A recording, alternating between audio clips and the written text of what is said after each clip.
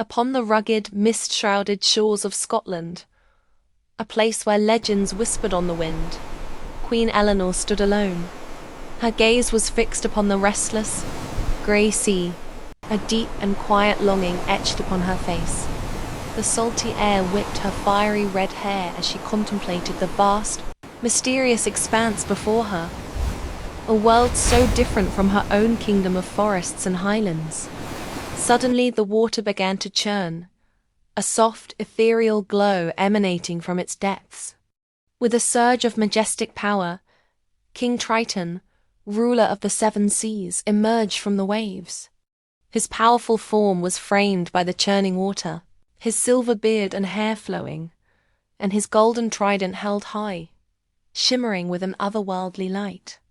Elinor let out a sharp, audible gasp, her hand flying to her mouth in utter disbelief and shock. King Triton's expression was not one of aggression, but of profound understanding. His voice, when he spoke, was a gentle rumble, like the distant ocean tide, yet it carried an undeniable authority that resonated deep within Elinor's soul. He explained that he had long observed her from his aquatic realm, recognizing in her a kindred spirit, a ruler bound by duty, but with a heart full of untamed wonder. He saw the yearning in her eyes for a world beyond her own, and wished to grant her a unique gift. He offered her a single day, a chance to experience the boundless magic and freedom of his underwater kingdom, not as a visitor, but as one of its own. As he spoke, his trident began to pulse with a soft, captivating light, its glow shifting through a spectrum of oceanic colors, a testament to the powerful magic he commanded. Accepting his incredible offer with a silent, astonished nod, Elinor watched as Triton raised his trident. He summoned a beautiful, shimmering wave, a liquid curtain of pure magic that surged towards the shore. It washed over her gently, not with the cold force of a normal wave, but with a warm, tingling sensation. Her initial shock dissolved into pure, unadulterated amazement as she looked down at herself. Where her sturdy boots and royal gown had been, she now saw a magnificent, shimmering mermaid tail, its scales a brilliant emerald green that caught the light like polished jewels.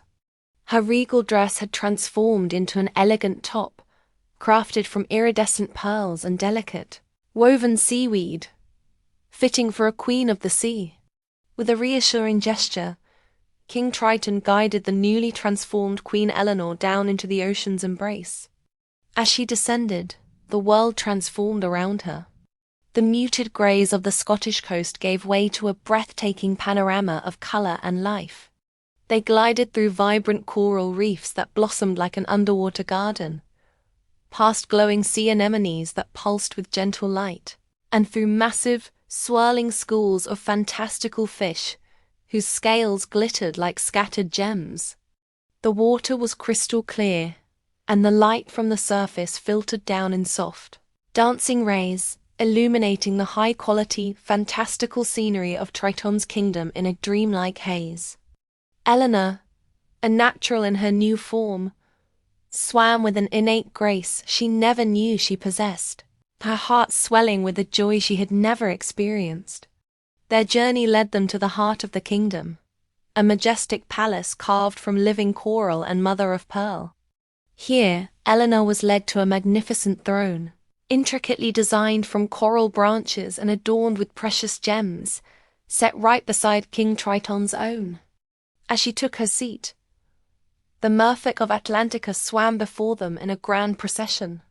Mermaids with flowing hair of every colour and mermen with powerful, iridescent tails bowed respectfully to their temporary queen, their curious and welcoming eyes fixed upon her. With her own large, expressive eyes wide with wonder, Elinor watched the serene and vibrant life of the underwater world unfold. For one magical day, she was not just Queen Elinor of Dunbroch, but a ruler of the deep, her reign filled with quiet grace and a profound, peaceful happiness. All too soon, the light began to change. The golden rays of the setting sun pierced the ocean's surface, casting long, fading shafts of light down into the depths. It was a beautiful, melancholic signal that Elinor's time in this magical realm was coming to an end. The shimmering magic that formed her tail began to gently fade, the emerald scales losing their luster. The scene transitioned seamlessly, and Elinor found herself back on the rocky Scottish shore, fully human once more, the damp fabric of her gown clinging to her as she sat by the water's edge. The sea was calm now. King Triton surfaced one last time, offering her a deep, respectful nod, a silent acknowledgement of the bond they now shared. Then, with a final, powerful flick of his tail, he disappeared back into the depths,